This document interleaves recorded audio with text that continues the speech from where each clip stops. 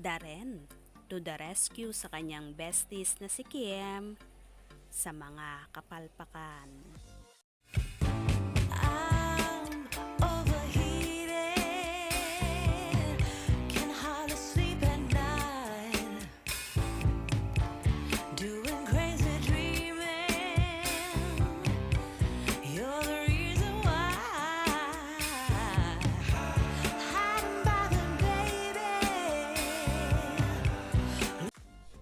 Ang daming naaliw sa tandem ni Darren Espanto at Kim Chiu sa noontime show nila. Kasi nga, ramdam na ramdam mo na komportable sila sa isa't isa at nagagawa nilang buskahin ang isa't isa na walang napipikon. At yes, tuloy-tuloy lang ang pagkaaliw ng mga manonood. Netizens sa kulitan nila sa It's Showtime. Lalo na nga at this time, idinaan na ni Darren sa kaldag ang mga walay jokes ni Kim.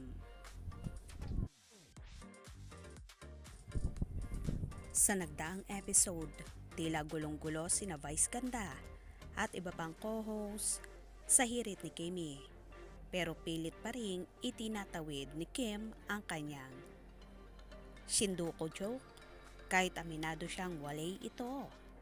Agad namang tinawag ni Vice ang bestie ni Kim na si Darren para raw malimutan ang kanyang joke at pinakaldag on stage. Aba, game naman si Darren sa pagkaldag at talagang kinakaaliwan ng madlang people.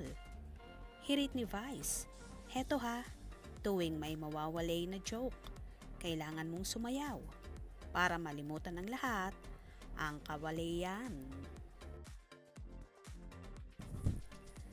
At syempre, labis ang laugh trip ng mga netizen sa kaganapang ito na humakot ng daang-daang libong views sa TikTok. Say nga nila, kahit walay ang joke ni Kim, ay tuwang-tuwa pa rin sila sa kanya dahil talagang nakakaaliw ang personality niya. Chika pa nga nila ang cute na palaging to the rescue si Darren para sa kanyang bestie na si Kim. In fairness naman kasi, mapahave o walay ang jokes ni Kim, tuloy-tuloy pa rin ang paghalakhak ng madlang people. Ang dami tuloy nagsasabi na bigyan ng sitcom sina Kim at Darren dahil parang click din talaga ang tandem nila ha. Pero syempre hindi sila pwedeng magka-partner dahil mas okay sila bilang magkaibigan o magkapatid na madalas mag-asaran.